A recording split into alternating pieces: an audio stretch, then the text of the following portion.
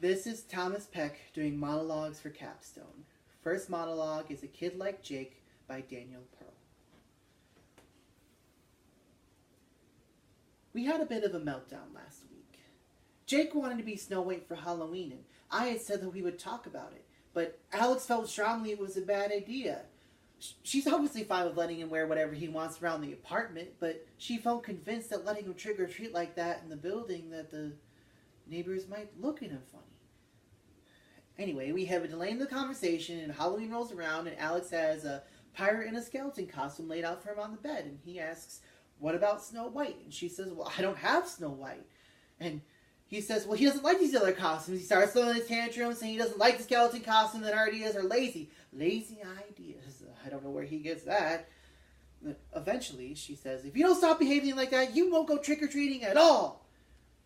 That really sent him over the edge. He started screaming and saying, "You lied to me! You're not my boss, and Daddy said I could!" And I was trying to explain to him that I hadn't exactly said yes, but at that point they're really getting into it, and he says, "You're the worst mom in the world, and I wish you were dead!"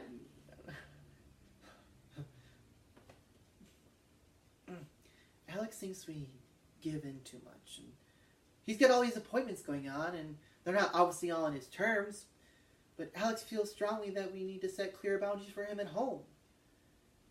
Anyway, all I'm saying is that he's accustomed to getting what he wants. So maybe she has a point. Next monologue is Pops by Edwin Sanchez. Can I just say, I hated Lucy.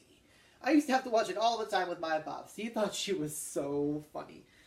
He'd come home late from work and sneak me out of my room when we watched I Love Lucy reruns together. Whenever he wanted to be funny, he would walk around the house saying, "Lucy, splain!" Parents should never allowed to try to be funny. So one night he comes into my room and drags me onto bed, and I am so not in the mood, and I don't even remember why. And he's laughing as loud as Ricky would, you know? Almost like he's pronouncing, ha, ha, ha. I couldn't take it anymore, and I exploded.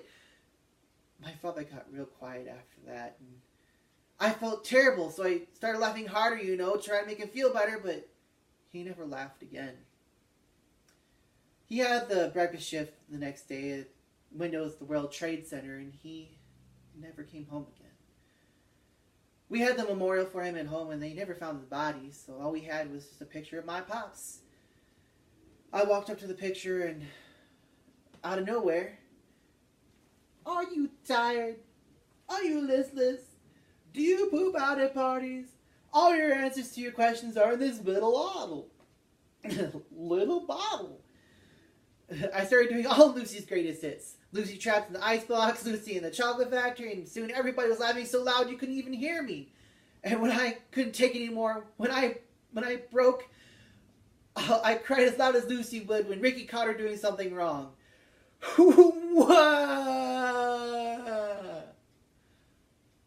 So now I like to think anytime there's an I Love Lucy rerun on, that it's a tribute to my father.